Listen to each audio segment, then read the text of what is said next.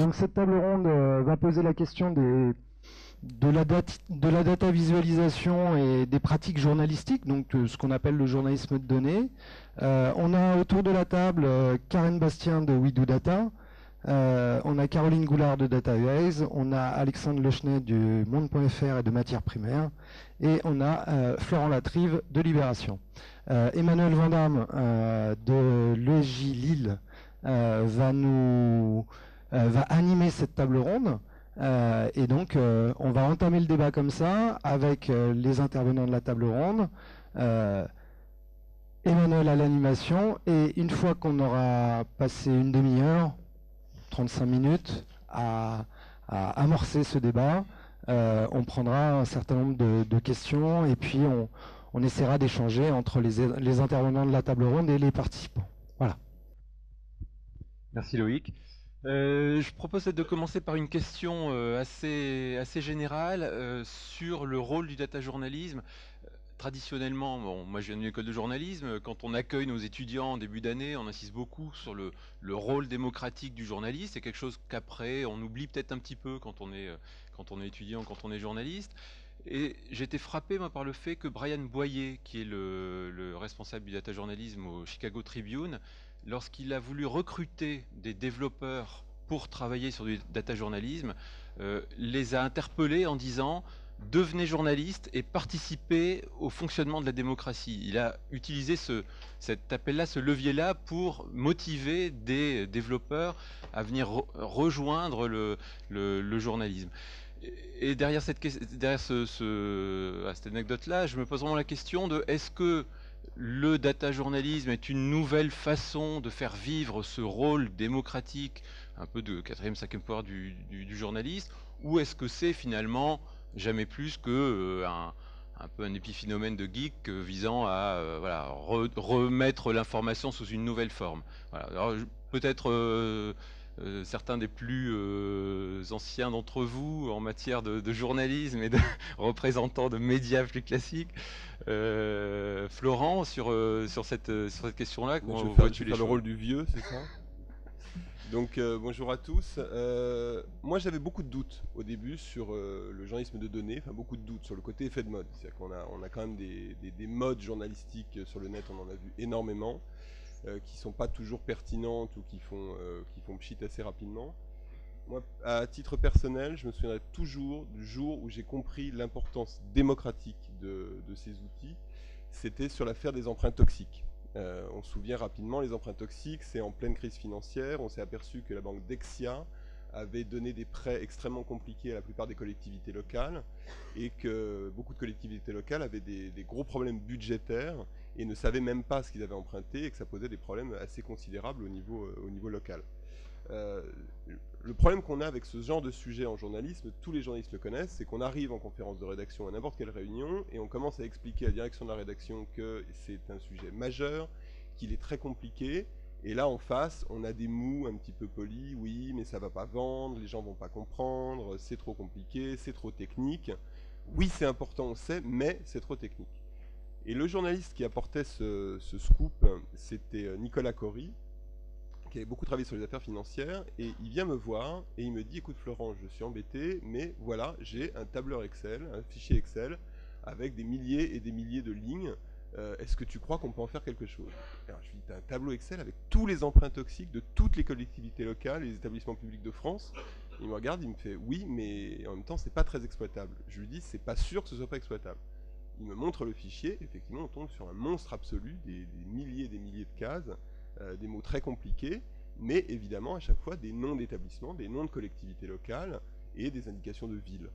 Et là, en l'espace de 3 heures, on s'est retrouvé avec un des développeurs de Libération, Johan Boniface, qui s'intéressait à ça, et on s'est mis à bosser à 3, le journaliste qui apportait le scoop, moi que ça intéressait de bosser et de faire dialoguer les gens ensemble, et le développeur. Et en l'espace d'une nuit, on a simplement, et elle défile là dans ce que vous voyez derrière, on a juste structuré le tableau, retrouvé les données géographiques et mis tout ça sur une carte de France, sur OpenStreetMap. Quand on a mis ça, on ne savait pas trop ce qu'on faisait, enfin on savait que c'était important et qu'on mettait à disposition des données fortes, alors on l'a devant l'écran, et notamment il y a eu quelque chose qu'on n'avait pas anticipé, donc c'est une carte qui est à la fois pas lisible, c'est-à-dire que là on est assez loin de la data vise où en un clin d'œil on voit l'importance de la chose. En revanche, ce qui est intéressant, c'est que géographiquement on peut aller cliquer à côté de chez soi. Et on avait décidé, je me souviens dans la dernière minute, il y avait le développeur qui me dit « Florent, on a des tas de données sur ce tableau qu'on n'a pas prévu de mettre, est-ce que tu crois qu'il faut les mettre ?» Et c'est les données qu'on voit à droite, qui sont des données avec le montant des prêts, le nom des banques prêteuses et le type de prêt. C'est des trucs imbitables pour le grand public, qu'on avait détaillés dans des articles à côté, mais c'est tout. Et on a décidé de le mettre en bonus. Ce qu'on n'avait pas anticipé, c'est que tout simplement les collectivités locales, ne sachant pas elles-mêmes ce qu'elles avaient contracté comme prêt, tout d'un coup, dans les mairies, on a commencé à recevoir des appels, les gens allaient voir, découvraient les problèmes qu'ils avaient sur des prêts. Il y avait des oppositions municipales qui se mettaient en branle en interpellant les élus. Il y avait des journaux locaux qui se sont mis à aller fouiller dans leur zone et à interpeller les collectivités locales, interpeller les banques. Et on a eu un effet absolument colossal d'audience et d'intérêt autour de ce travail pendant 2 semaines.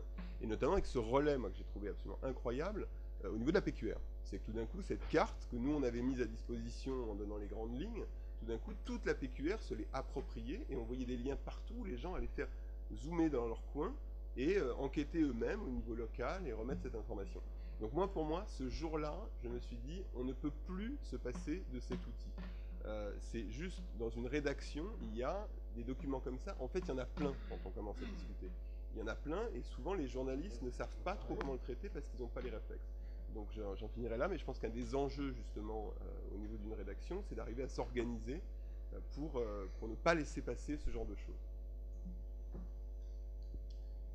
Caroline, je renvoie aussi la question, parce que toi tu viens non pas du journalisme, mais tu es rentré à fraction dans ce domaine finalement, avec pas mal de succès et de plaisir, j'ai l'impression.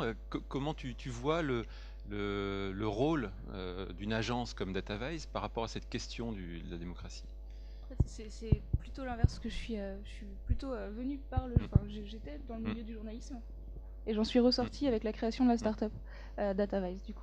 Donc c'est plutôt l'inverse en fait. Moi je viens du monde des médias et puis j'y ai pas forcément trouvé de quoi m'intéresser suffisamment pour pratiquer ce que j'avais envie de faire autour des données et d'où le lancement de DataVise.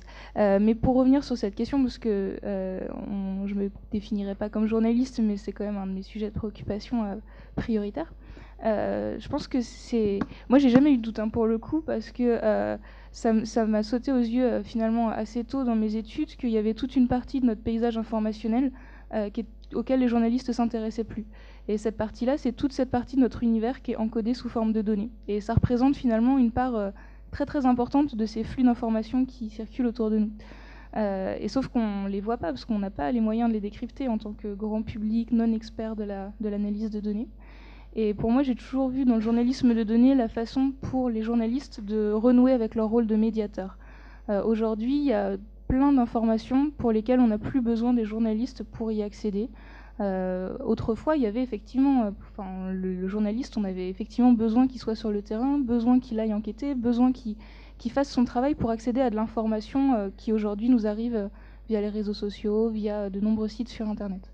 Et donc ce rôle de médiateur du journaliste, il s'était un peu affaibli et il a vraiment, à mon avis, retrouvé une dimension très très importante avec le journalisme de données, parce que tout ce territoire des données, c'est un territoire dans lequel si le journaliste n'y va pas, le public n'aura pas l'information, les citoyens ne sauront pas quelle est l'information qui circule.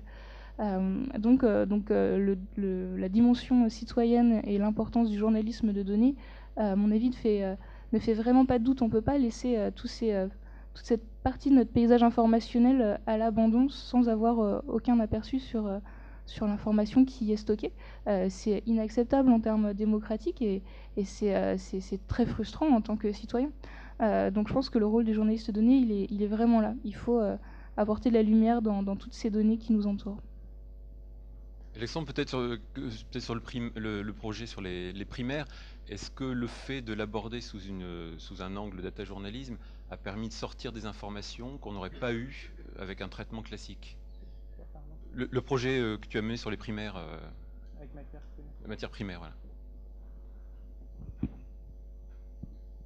Oui, donc moi je voulais juste peut-être définir ce que c'est que le data journalisme en quelques mots d'abord. Donc c'est du journalisme déjà, c'est comme le reste. La seule différence, c'est qu'il y a un ordinateur derrière et que les gens qui le font savent manier l'ordinateur. mais c'est de la collecte d'informations, du traitement de l'information et de la présentation de l'information.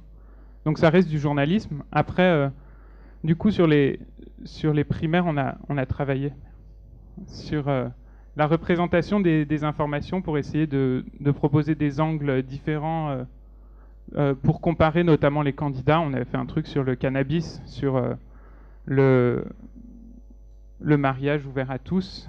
Et donc, c'était montrer en un seul coup d'œil quelles étaient la position de tous les candidats, donc à la primaire, à la présidentielle. Et là, par exemple, on a comparé le parcours de François Hollande et Nicolas Sarkozy, et pour montrer que l'un avait été plein de fois ministre, l'autre jamais.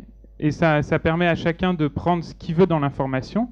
Il n'y a pas forcément il y a un faible parti pris, on va dire. Chacun peut trouver ce qu'il veut. Si c'est quelqu'un qui préfère Hollande, il va dire « Ah oui, c'est bien, on voit que je sais pas quoi ». Et puis c'est quelqu'un qui qui aime bien Sarkozy, il va trouver sa part d'information. Donc ça permet d'être un peu plus neutre, normalement. Karim, peut-être sur cette question du rôle démocratique. Oui, en fait, tu reposes la question de, après la plume dans la plaie, la data dans la plaie. C'est clair que aujourd'hui, effectivement, comme les exemples de Florent et ce dont parlait Caroline, on ne peut pas passer à côté. Donc ça ne veut pas dire que ça va remplacer tout le journalisme, mais si on passe à côté des données qui effectivement ne pourront pas s'expliciter à travers de longs articles, etc., il faudra trouver des formes d'enquête un peu différentes, des nouveaux outils, donc du coup des nouvelles compétences. Et après, effectivement, on a des outils libres comme ceux sur lesquels a travaillé Florent là, pour cette enquête particulière, ou des réalisations vraiment particulières pour faire passer une info. Mais cette data, elle est autour de nous. Je ne mets pas bien le micro. Pardon. Donc effectivement, après, j'ai bossé à l'IB, ensuite j'ai créé un média, et aujourd'hui, si je fais ça, c'est aussi parce que je pense qu'il y aura une spécialisation de certaines fonctions. Et notamment pour des applications ou même des infographies fixes. Par exemple, Caroline disait les datas sont autour de nous. Je trouve que là, par exemple, sur le CO2, elle passe un peu vite, mais ce qu'on fait, c'est transposer une réalité qui est abstraite en une fiction concrète, je dirais. Donc effectivement, le CO2, on ne le voit pas, et tout d'un coup, il apparaît. Donc c'est un sens pédagogique, et c'est notre métier, quoi. Dans ton parcours, tu rappelais que tu as travaillé à l'IB, tu as participé à la création de médias, et ensuite tu as créé une agence sur ces questions-là.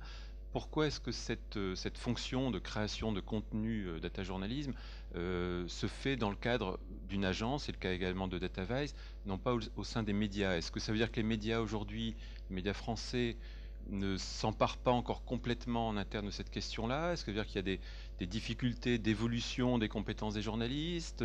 Est-ce qu'on, par rapport à ce que disait David McCandless sur ses collègues qui étaient d'abord admiratifs puis jaloux, est-ce qu'on n'a pas encore suscité assez de jalousie pour que tous les journalistes s'y mettent? Ou est-ce qu'au contraire, c'est une évolution qui est en cours et que vous sentez dans vos rédactions respectives ou dans vos relations avec les rédactions une vraie prise en compte de l'ensemble des rédactions de ces questions-là? Alexandre et Florent parleront des deux rédactions. Après, c'est vrai que en venant effectivement de rédactions comme l'IB, on en voit et la puissance et aussi parfois le timing un peu plus long à pouvoir réagir, à pouvoir changer de compétences, de service. C'est beaucoup de gens à bouger. Là, c'est vrai qu'avec François, on est deux. On travaille avec énormément de freelance, développeurs et graphistes, ce qui nous permet d'être réactifs. Et puis aussi de tester, de faire cette recherche et développement qu'en journaux, quand on a le nez dans le guidon, tout le monde le sait, on n'a pas le temps de faire cette recherche et développement. Donc nous, voilà, on fait ça 24 heures sur 24, on a nos outils. Donc on est un plus, je pense, pour les rédactions sur des projets spécifiques. Après, clairement, nous, ce qu'on voit aujourd'hui, on accompagne des rédactions dans leur formation, c'est qu'elles sont en pleine mutation. Alors après, ça se fera à différentes vitesses selon l'histoire de chaque journaux. Mais c'est vrai que, par exemple, Alexandre qui a rejoint Le Monde, notamment pour la présidentielle, son profil, c'est pas anodin qu'il ait rejoint Le Monde. Voilà. Donc d'ailleurs, je vais lui passer la parole. Oui, sur la question, moi, j'ai rejoint Le Monde et c'est un choc des cultures à un moment, puisque ils sont habitués à travailler sur du papier, ils sont toujours certains pensent que Internet c'est une mode et que le papier de toute façon ça va rester puisque c'est le plus simple dans la cuisine ou je ne sais où. Après il y a beaucoup de curiosité quand même, et une fois qu'on prend le temps de leur montrer ce qu'on peut faire, de montrer quels avantages quels avantages on peut tirer de mes compétences et des leurs. Donc par exemple, ça c'est quelque chose que j'ai fait avec la rubricard de santé et le rubricard protection sociale. On a fait un travail vraiment à 3, et tout seul, j'aurais pas pu arriver jusque-là. Je suis allé chercher sur le site d'Amélie, donc qui permet de connaître les tarifs de tous les médecins, l'ensemble des tarifs de la consultation à Paris, et donc je les ai agrégés sur une carte. Donc là on voit l'écart au prix, au tarif sécurité sociale, et là où il y a le plus de rouge, c'est quand les médecins pratiquent plus de 5 fois le tarif de la Sécu en dépassement d'honoraires. Donc moi j'avais les données, j'ai fait un traitement, mais il fallait quand même pouvoir dire ce que ça expliquait. Tout seul, j'aurais pas pu. Si j'avais pas eu l'aide de la rubricard santé, on n'aurait pas rencontré des gens de la sécurité sociale qui nous auraient confirmé la validité et des chiffres de la représentation, et qui nous auraient expliqué comment ils l'avaient récupéré. Si l'autre n'avait pas été là, on n'aurait pas eu des contacts avec des médecins. Donc c'est vraiment je pense que ce genre de travail, il n'est possible qu'au sein d'une rédaction, parce que c'est autour de la machine à café qu'on se dit, tiens, moi j'ai essayé de bidouiller sur le site d'Amélie, j'ai réussi à récupérer des tarifs, est-ce que tu penses que ça peut être intéressant? Et c'est avec un travail comme ça que demain je vais aller voir un autre journaliste spécialiste de la police par exemple, et je vais dire, regarde, j'ai fait ça avec les médecins, je suis sûr qu'on peut faire un truc sur les chiffres de la délinquance, ou je vais voir un journaliste spécialisé dans les régions et lui dire on peut travailler sur le budget des régions. Après, ça prend un peu de temps quand ils ne savent pas ce que c'est qu'Internet ou qu'un lien hypertexte, mais c'est des choses qui vont s'apprendre assez rapidement. Et en termes de processus de production de ce genre de choses, c'est un journaliste spécialiste d'un domaine, et toi qui interviens finalement comme expert sur ces questions-là. Est-ce qu'il y a aussi d'autres personnes dans le média qui sont impliquées, des designers, des développeurs? Alors, dans cette expérience-là, on a été 3. Donc, mes chefs, ils appellent ça le narratif et le thématique. Donc, moi, je suis spécialiste des formats nouveaux, et il y a les gens qui sont spécialistes de leur rubrique. Après, on a eu l'aide de l'infographie du Monde, parce qu'on le mettait dans le journal. Donc, eux, ils ont traité le fichier que je leur ai donné avec la carte. Après, il n'y a pas encore les moyens nécessaires pour un développeur ou un graphiste dédié, mais c'est pas forcément nécessaire, puisqu'on a fait quelque chose de très bien. À l'IB, ça se passe comment? À l'IB, je pense que comme dans beaucoup de rédactions, donc je souscris à ce que disait Alexandre, c'est vrai on est quand même avec tous les rubricards, il y a énormément d'informations qui circulent. La question, c'est de l'identifier. La première chose, moi, c'est là-dessus que je commence à essayer de travailler, c'est qu'il faut voir d'où on part. C'est-à-dire qu'un journaliste ne sait pas ce que c'est qu'Excel, ou c'est même l'inverse. C'est en général, quand il voit un tableur, il part en courant. Donc la première chose, c'est d'arriver à faire comprendre à quoi peuvent servir ce genre d'outils dans leur travail quotidien. On a mené une petite expérience pendant la présidentielle. Moi, c'était pendant les législatives, plus précisément.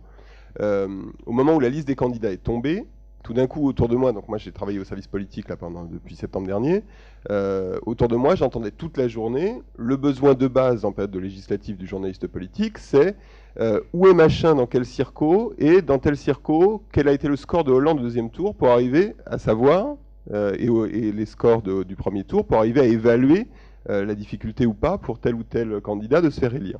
Or, ces données, elles existent, elles sont totalement publiques, sauf qu'elles sont éclatées. C'est-à-dire, on a quelque part la liste des candidats, on a quelque part des tableaux avec les résultats par circonscription, il y a des cartes, etc. Mais tout ça n'est pas mêlé.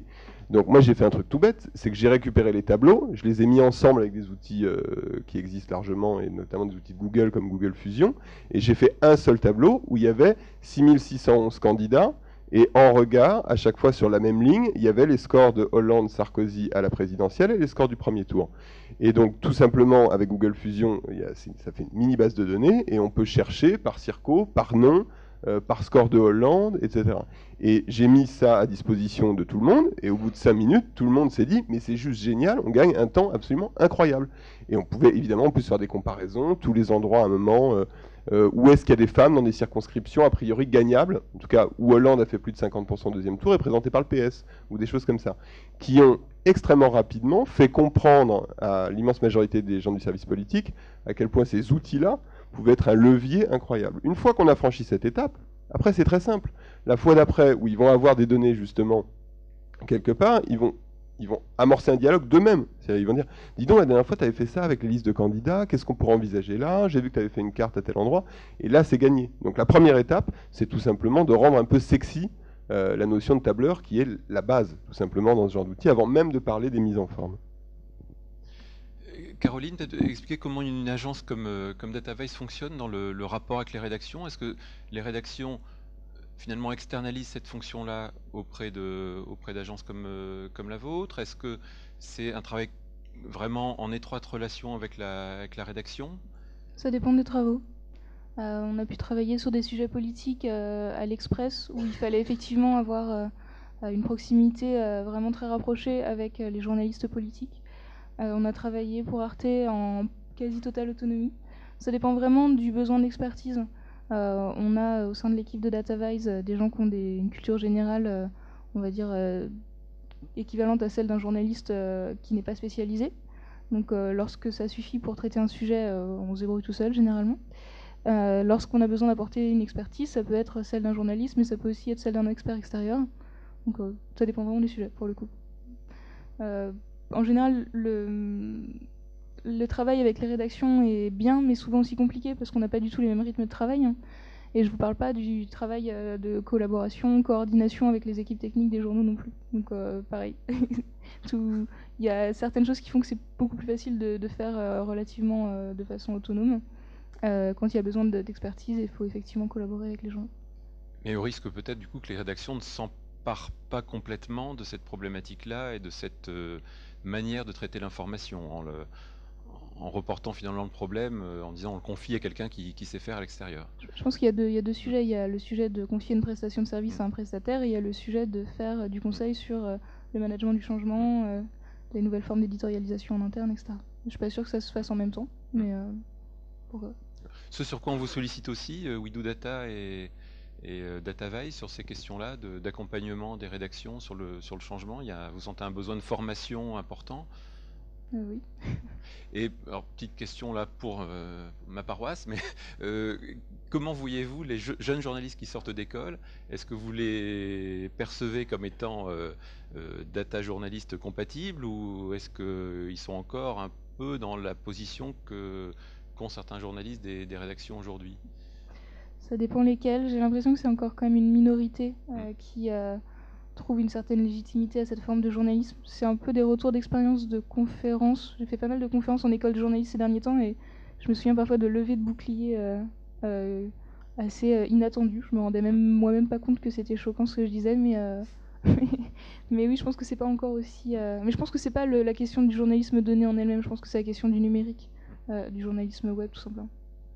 Et en même temps, on voit à travers les exemples qui sont montrés que finalement, tout ce qui est fait n'est pas uniquement publié sur le web. Il y a aussi pas mal de projets qui sont également publiés sur le papier. Hein. Le numérique n'est pas le seul débouché. Moi, je me pose une question liée à ça sur la réception de ce type de format et d'information par le public.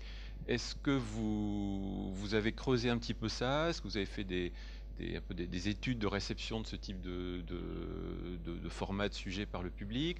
Est-ce que, par exemple, sur les exemples qu'on voit là, vous avez l'assurance que tout le monde comprend bien effectivement et a vraiment accès à l'information? Parce que à la fois certaines visualisations sont très évidentes, très faciles à prendre en main, d'autres sont parfois quand même un petit peu plus difficiles. Donc, est-ce qu'on s'adresse à un public un petit peu d'experts, un petit peu de geeks, un petit peu comme le font certains médias spécialisés, comme OVNI, qui aujourd'hui n'est peut-être pas encore très très grand public? Et voilà, et quel retour vous avez, voilà, quelle perception vous avez de l'attente du public et des besoins du public sur ces questions-là? Non, alors des études, si on avait les moyens d'en faire, ce serait formidable. On n'en est pas là. Il y a effectivement, il faut arriver à savoir deux choses. C'est un truc qui revient tout le temps. Un camembert, tout le monde sait ce que c'est. Un histogramme, tout le monde sait ce que c'est. Un histogramme interactif, ça va, ça passe. On s'aperçoit, moi j'ai à la fois beaucoup surveillé dans les quelques expériences qu'on a faites récemment, même sur des choses très simples, qu'il y a une partie du public qui a vraiment du mal. Je pense, enfin, par exemple, quelque chose qui pourrait nous paraître évident, comme simplement de faire des Google Maps, parce qu'on peut déjà faire des choses assez précises en données avec ce genre d'outils grand public, qui sont pour le coup des outils qui sont très largement diffusés et où une boîte comme Google la pousse partout. Donc on pourrait se dire que ça devrait être normalement accessible. Or, il y a une frange du public qui n'y arrive pas.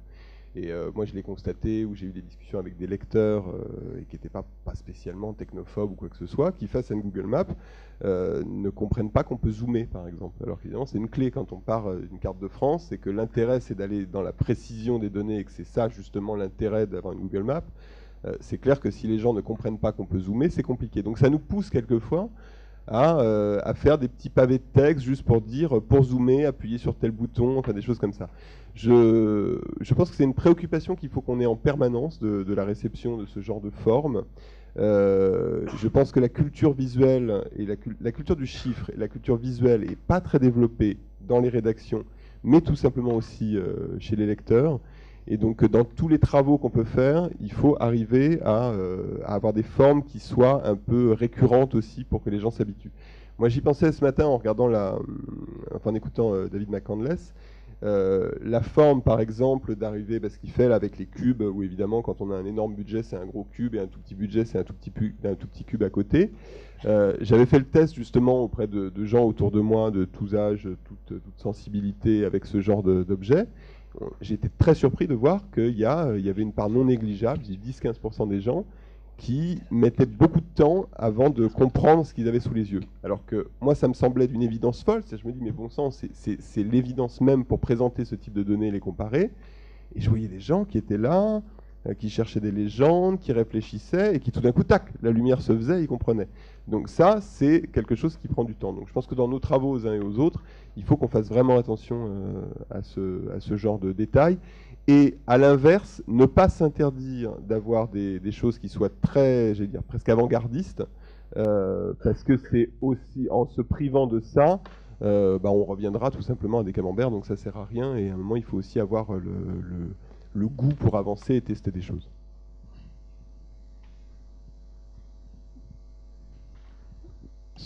Sur la question de la réception du public, il y a ce que Florent a déjà dit tout à l'heure sur la carte. Et toutes les données, elles ont la possibilité d'être avec une granularité, une précision très fine, ce qui permet à chaque lecteur de se dire, moi, comment ça me touche. Quand il voit une carte, il va tout de suite regarder près de chez lui, près de chez sa grand-mère, là où il a grandi, pour se dire, et chez moi, comment ça me touche. Ou alors, par exemple, ce que j'ai fait pour l'entre-deux tours, on a expliqué le principe du report de voix et on a permis aux gens de eux-mêmes se dire qu'est-ce que c'est, à mon sens, le report de voix, combien de voix de Jean-Luc Mélenchon vont aller vers Nicolas Sarkozy et qu'est-ce qu'au final ça va faire comme victoire. On avait mis en exemple les reports de voix calculés par les instituts de sondage. Et donc c'est quelque chose qui permet de toucher le public directement puisqu'il se sent concerné personnellement. Après, sur la question de la complexité, par exemple, ça je l'avais fait tout seul dans mon coin, je l'ai présenté au soir du premier tour à mes collègues et ils ont dit Alexandre, moi j'ai compris, mais pourquoi il n'y a pas de chiffres ici, pourquoi il n'y a pas ça? Donc j'ai passé la nuit à le refaire pour ajouter notamment les petits chiffres qui détaillaient le principe du slider, où avant il y avait juste un slider et donc on avait une idée du rapport, si le truc était au mieux c'était 50-50 et donc j'ai tout refait et maintenant à chaque fois que je fais quelque chose je prends le temps d'aller voir un journaliste lambda, on va dire, et je lui dis est-ce que tu comprends? Alors il me dit non. Alors du coup je rajoute alors après je prends le temps de rajouter une ligne d'explication. Vous pouvez naviguer dans la carte pour voir si je sais pas le score de Nicolas Sarkozy par exemple, cliquer sur un point pour avoir le détail, et c'est quelque chose qu'on met au-dessus de la carte pour essayer que les gens ils viennent dessus. Et en termes de chiffres, sinon, il y a j'avais fait un article sur les différences de revenus entre les communes, où on voyait qu'il y avait certaines communes, par exemple dans l'ouest parisien ou dans l'ouest lyonnais, où il y avait des très gros revenus, des très nombreuses personnes qui payaient l'ISF. J'avais fait tout un article pour expliquer pourquoi, qu'ils se regroupaient entre eux, que c'était de l'évitement social et des choses comme ça. Et j'avais fait à côté une carte avec juste l'ISF dans votre commune, combien il y en a qui le payent. Et l'article n'a pas très bien marché, et la carte en revanche a beaucoup marché, a fait un très bon score. Elle a été partagée de nombreuses fois sur Facebook, et donc voilà, ça donne une idée. Les gens ils vont quand même, ils arrivent à en faire quelque chose. Donc sans aller jusqu'à l'étude, en termes de réception, il y a quand même des statistiques, notamment du côté des sites web des journaux. Est-ce qu'on pourrait, en termes d'analyse des statistiques de fréquentation, dire par exemple que des articles qui incluent des formes de visualisation à l'intérieur seraient peut-être plus consultés? Donc quelle est l'appétence des lecteurs sur une base d'analyse statistique? Est-ce que le fait de mettre de la data vise à l'intérieur d'un article attire plus qu'un article classique? Voilà. Alors justement, on ne va pas faire de data précise sur ce genre de choses, parce qu'il n'y a aucun média aujourd'hui qui fait assez de journalisme de données ou de data vise pour arriver à en tirer les enseignements statistiques. Cela dit, moi j'ai beaucoup surveillé ça là, pendant la période législative, où par définition, par le jeu des cartes, on avait moyen de faire pas mal de choses. Le résultat était assez net. C'est-à-dire que je me souviens d'un jour, pourtant c'était pas un énorme boulot, c'était très simple, mais où sera présent le FN au second tour, juste pareil sur une Google Map, où on avait bossé avec une journaliste pour la première fois, qui avait écrit directement dans un tableau. On l'a mis en ligne, et ça a été le deuxième papier le plus vu ce jour-là, alors qu'il y avait beaucoup d'actu par ailleurs. Donc voilà, ça c'était une expérience qui m'a frappé, et tout au long de la campagne, il y en a eu plusieurs comme ça. Dès qu'on mettait des cartes, dès qu'on était sur un jour, on s'est juste amusé aussi à traiter les candidats, à savoir leur âge moyen, leur métier moyen, des choses comme ça, ce qui est vraiment très simple, c'est vraiment du niveau zéro, enfin du niveau zéro. Il faut déjà le faire, etc. Et c'est intéressant et ça dit des choses, mais c'est pas très compliqué. Et à chaque fois, on était dans des scores très impressionnants. Et pour reboucler sur cette histoire de carte de Dexia, on a fini à plus de 800 000 vues sur la seule carte, ce qui commence à être des scores assez impressionnants. Et je pense que là, pour le coup, Alexandre a raison. Il y a, quand les gens peuvent s'approprier grâce à ces outils-là, ce qui les concerne au plus près, et notamment géographiquement, mais pas seulement, ça peut être aussi des choses sur lesquelles on ne travaille pas assez, mais qui sont des choses sociodémographiques, pour se comparer à des statistiques plus générales. On a un effet de viralité absolument invraisemblable, de démultiplication des audiences, parce que tout simplement, non seulement les gens regardent pour eux, mais du coup font suivre en disant « Tiens, t'as vu toi dans ton coin, regarde toi dans ton cas, etc. » Et donc là, on est dans des cercles vertueux incroyables, puisque le journaliste fait son boulot de mise à disposition, de mise en scène, de mise en forme, d'explication, et après les gens arrivent à se saisir de cette information, à se l'approprier et à en faire usage, ce qui est quand même le but ultime, plutôt que d'être là la bouche ouverte. Donc sans trop me tromper, je pense que ça peut être un levier d'audience, et pour toucher des publics importants très forts. J'ai juste une dernière question avant de passer la parole à la salle, peut-être pour Karen et Caroline. Toujours cette question de la réception par le public, sur le côté esthétique et ergonomique de ce qui est fait. McCandless dit « Information is beautiful », mais bon, il suffit peut-être pas d'être beautiful pour que ça ait sens et que ça fasse de l'information, quoi. Donc, est-ce que, voilà, comment vous intervenez là-dessus? On voit peut-être quand même parfois des data vis qui sont super jolies, mais où on peut se poser la question du sens ou de l'interprétation. Quand David McCandless montre par exemple que dans les impôts, on paye 2 livres par jour pour l'Écosse, quelle conclusion un lecteur lambda va en tirer? Il y a aussi toute cette question-là de la manière de présenter l'information et du sens qu'on lui donne ou de l'orientation qu'on donne aux données. Donc comment vous, dans votre travail sur les données, vous gérez cette question-là, finalement, rapport fond et forme, quoi? Je vais juste avant de répondre sur la question de la performance entre guillemets, parce que c'était ça qui était demandé. Donc nous, on a quelques retours analytiques. Quand on bossait à l'Express, ça faisait à peu près la même audience pour les projets qu'on a sortis là-bas qu'une enquête, qui marche bien. Donc c'est pas des audiences de buzz viraux qui tournent partout sur le web comme le dernier truc LOL qui peut sortir. En revanche, ça fait des audiences d'enquête qui marchent bien. Pour le projet sorti avec Arte, on a des données plus sur le temps passé devant l'application. Et c'est vraiment intéressant de voir que les gens restent. On a même des commentaires d'internautes qui nous disent c'est incroyable, j'ai passé 45 minutes à regarder, j'étais captivée, je suis passée d'un truc à l'autre comme ça. Donc voilà, juste pour la partie retour. Après, je suis pas sûre qu'il faut attendre un ROI du journalisme de données comme si c'était un nouvel outil. Et je pense qu'il faut pas tellement non plus. Enfin, je pense qu'on peut le comparer sur cette question-là. À quelque chose de moins consensuel, comme par exemple des chroniques ou des tribunes. Il y a des gens qui vont pas du tout accrocher parce qu'ils aiment pas le point de vue, le regard du chroniqueur. Et je pense que la visualisation de données, il y a aussi un parti pris visuel. Il y a un angle de traitement qui est plutôt fort par rapport à des formats plus neutres. Je pense que c'est un format qui est pas neutre, malgré la prétendue objectivité qu'on peut associer aux données. Et je pense que du coup, c'est assez normal d'avoir des réactions segmentées entre des gens qui accrochent pas parce que c'est pas leur univers visuel ou ça va pas les marquer visuellement, et des gens qui au contraire vont vraiment adhérer, vont se sentir engagés en immersion dans l'information. Et pour cette question du fond et de la forme, c'est un débat assez récurrent en visualisation, dans les débats un peu plus théoriques sur tout ce qui va être sciences cognitives, etc., sur est-ce que l'esthétisme renforce l'appropriation de l'information, la compréhension, ou au contraire y nuit. Alors il y a un peu les partisans des deux camps. C'est pas forcément très tranché, mais en tout cas ce qui est sûr, c'est que ça ne s'arrête pas à l'esthétisme. Je dirais même plus que l'esthétisme devrait plutôt être une résultante d'un travail bien plus profond sur l'expérience utilisateur, sur l'architecture de l'information, sur les aspects cognitifs aussi. En tout cas, nous, c'est comme ça qu'on travaille. L'esthétisme n'est jamais un objectif affiché en soi.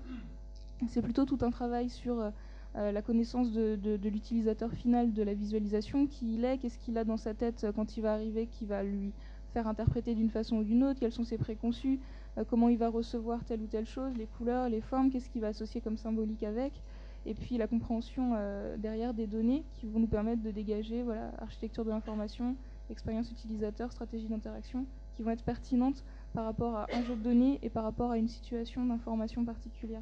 Il n'y a pas encore, je pense, d'une grande universalité, des choses qui marchent pas en termes visuels.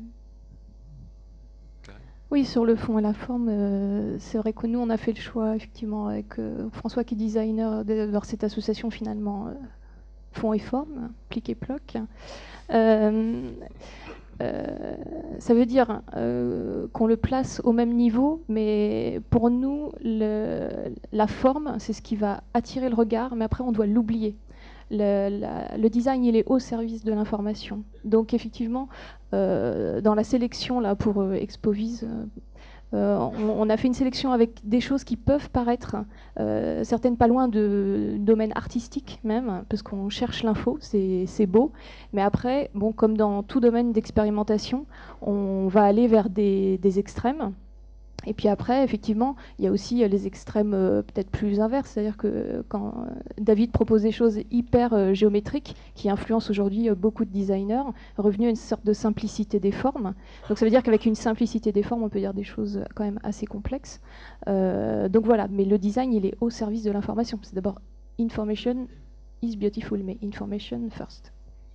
Bon, on a parlé d'expérience utilisateur, on va passer maintenant à la séance de questions qui arrive à la fois du côté du web sur ceux qui nous suivent, et puis on va prendre quelques questions de la salle.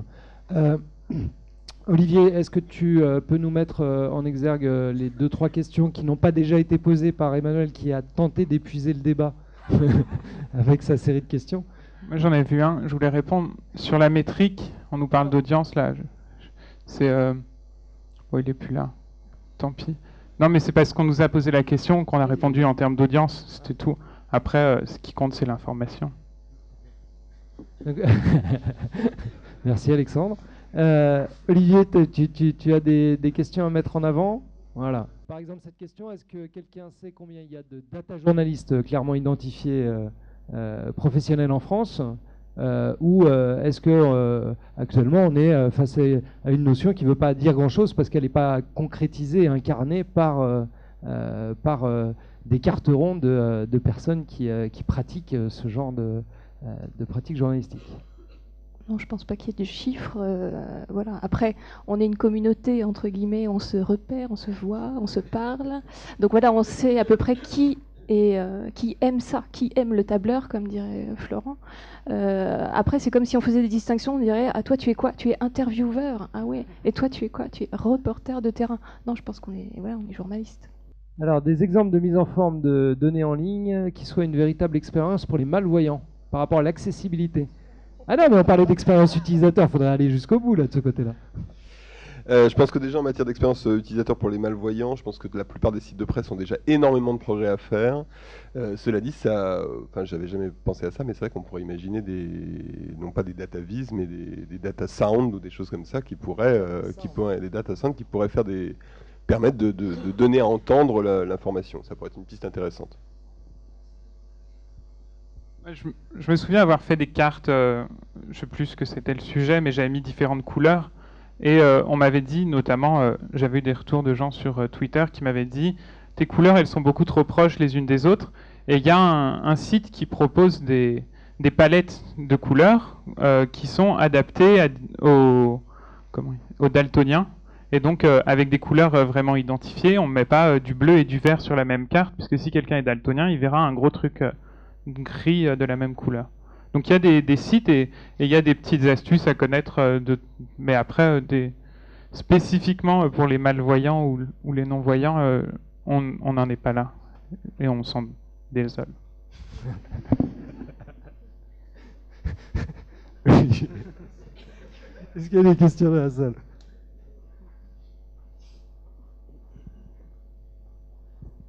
Bonjour. Deux questions. La première, est-ce que vous voyez un lien entre le phénomène de mode, ou je ne sais pas de mode, de DataVis, et les modes de consommation des médias qui sont de plus en plus dans l'instantanéité, dans la multiplication des canaux d'information? Et deuxième question, sur un autre aspect, plus vos sources d'information. On voit, alors, côté ONG, de plus en plus d'ONG qui s'approprient aussi la DataVis pour faire passer un message politique. Ça concerne les ONG environnementales, etc., qui essayent aussi de simplifier les problèmes extrêmement complexes. Et du coup, est-ce que vous commencez à voir arriver en tant que journaliste vos sources anonymes qui se disent, tiens, on a des infos dans l'entreprise, on a des infos, c'est des gros tableurs, il y a des données partout, on sait qu'il y a des trucs intéressants là-dedans, on va envoyer toute la donnée brute complètement horrible aux journalistes qui vont être capables, en fouillant, en faisant de la DataVis, de ressortir les infos intéressantes. Est-ce que vous commencez à avoir ce type de fuite d'informations qui arrive dans les médias? La réponse sur la dernière question sur les fuites, la réponse est oui. La réponse est oui. Ce qui pose la difficulté que je soulevais tout à l'heure, c'est que la personne qui va recevoir le tableau Excel, en général, va cliquer, ne pas réussir à l'ouvrir, et si par bonheur il arrive à l'ouvrir, il va l'éteindre tout de suite ou partir en courant. Et donc on repasse à cette étape de sensibilisation, simplement pour qu'à un moment le spécialiste, parce que ça ne peut être qu'un rubricard ou quelqu'un qui est en contact avec des sources précises, ça arrive des infos qui tombent du ciel, mais bon, c'est quand même pas la majorité. Donc il faut simplement que le journaliste soit assez sensibilisé. Ça ne veut pas dire qu'il devienne data journaliste, mais qu'il soit assez sensible à ce type d'informations et au mode de traitement qui peuvent suivre pour pouvoir réagir au moment où il reçoit le document.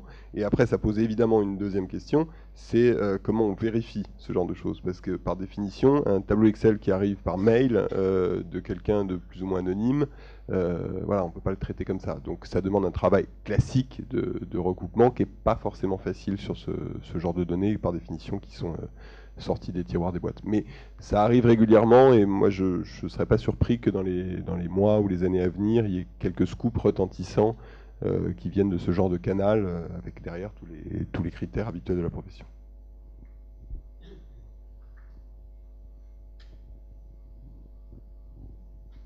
Caroline, si tu voulais Bah, peut-être... je on voulais- a répondu aux deux questions. Oui, c'est ça, je voulais répondre sur la première du coup. Oui, ça va, mais alors totalement ensemble. On a des pratiques de consommation des médias aujourd'hui qui sont fragmentées, qui sont délinéarisées, qui sont aussi en attente de beaucoup de personnalisation. On a aussi un phénomène voilà, d'hyperactivité. On ne garde plus les gens un quart d'heure sur une page à lire aujourd'hui. Et donc la visualisation de données, elle va un petit peu au-delà de l'information, je dirais, parce que la visualisation de données, à mon avis, elle doit proposer une expérience d'information. Et aujourd'hui, ça s'impose à l'heure de l'économie de l'attention, à un moment où il est de plus en plus rare de garder l'attention des internautes. L'information toute seule, ça ne va pas suffire à garder leur attention.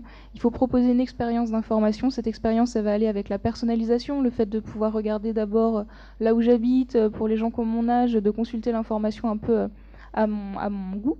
Et elle va aussi avec le côté très interactif, c'est-à-dire que je ne vais pas du tout être dans la même posture de réception. Si j'ai de l'interactivité, si j'accède à l'information par l'interactivité, par des scénarios de navigation qui vont refléter ma façon de penser, et donc plonger dans une posture active de réception, l'internaute va s'approprier l'information totalement différemment. Ça va l'impacter beaucoup plus fortement. Et effectivement, je pense que le sujet... peut-être au-delà juste des données, c'est vraiment comment est-ce qu'on va introduire de nouvelles expériences d'information qui vont avec le design, avec l'interactivité, etc. Merci. Une dernière question, et puis on va clôturer cette première table ronde de la matinée avant la pause de midi. Donc allez-y. Est-ce que vous êtes satisfait des outils de production qui sont à votre disposition et quelles évolutions vous envisagez à cet égard ? Alexandre, il parle plus. Il a plus de micro.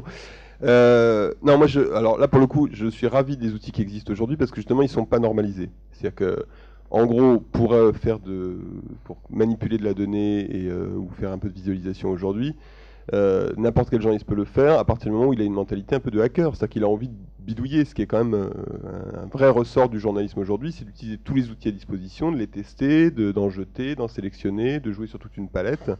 Quand on regarde le blog du Guardian, le data blog, ils utilisent 10, 15, 20 outils différents qui sont des outils de Google, des outils d'IBM, des outils de start-up qui existent. Les sources de données sont des sources privées, publiques, etc. Donc aujourd'hui, il y a des dizaines et des douzaines d'outils qui existent. Il y a des manques, on est d'accord. On en discutait avec Karen l'autre jour, c'est que les outils disponibles en général, c'est soit sont assez souples sur l'utilisation des données, mais font des visualisations ignobles, soit à l'inverse sont extrêmement jolis, mais pas assez souples dans l'utilisation des données pour pouvoir traiter correctement l'information, et que trouver le mode intermédiaire est difficile. En tout cas, en production ordinaire pour un journaliste, je ne parle pas de projets particuliers qui peuvent être faits avec des agences comme celle de Caroline ou de Karen et François, bien entendu. Mais donc aujourd'hui, si on vit un âge d'or, enfin, c'est quasiment tous les jours on découvre un nouvel outil, ou alors on peut apprendre un peu plus l'utilisation d'un outil qui peut être parfois très puissant. Enfin, juste pour ceux qui ne l'ont pas encore fait, vous plongez sur Google Fusion, c'est d'une simplicité biblique, enfin d'une simplicité biblique si on s'intéresse aux chiffres, mais il faut relativiser, mais c'est extrêmement puissant pour faire beaucoup de choses. Beaucoup de choses. Et des outils comme ça, il y en a plein. Donc moi je suis extrêmement satisfait et on voit bien que ça avance dans le bon sens. Alors pour recenser ce plein et mettre un peu de tri dans tout ça, je voulais juste vous dire qu'il y a une collection un peu particulière sur le site expovis.fr qui est la boîte à outils, donc le recensement de plus de 150 outils qui permettent de faire de la data visualisation. Alors des outils un peu compliqués avec des librairies, avec des plateformes de développement, mais également des applications sous la forme de services web où c'est juste du clic-bouton. Donc on joue à la fois sur les niveaux, sur les formes de représentation qui sont permises et sur les fonctions, et puis également sur les types d'outils. Est-ce que c'est de l'application web, est-ce que c'est du logiciel? Il y en a plus de 150 qui sont référencés. Donc je vous invite à aller découvrir tout ça si vous voulez aussi mettre la main à la pâte sur le fait de créer vos propres data visualisations. Je laisse répondre maintenant. Allez-y. Oui, je voulais juste introduire, c'est vrai qu'il y a plein d'outils chouettes, mais avec les limitations que vous rappeliez. Il y a quand même aussi besoin d'autres outils, enfin juste pour rappeler le contexte anglo-saxon, le Guardian développe en interne aussi ses propres outils, en plus d'utiliser ceux des autres. Ils sont en train de développer un très gros outil de data management interne qui s'appelle MISO. Ils ont des outils de cartographie interne également. Donc je pense qu'aujourd'hui, puisqu'il existe en outils préconstruits, je pense qu'on couvre pas le besoin d'une rédaction. Il y a un autre problème dans les rédactions, enfin, moi qui me concerne pas trop avec DataVise, mais qui est souvent un frein, et je pense qu'il y a aussi un frein au développement du journalisme de données dans les rédactions, c'est que les CMS aujourd'hui, ils connaissent pas le mot données. Et ils sont vraiment pas faits pour gérer un objet qui serait une donnée.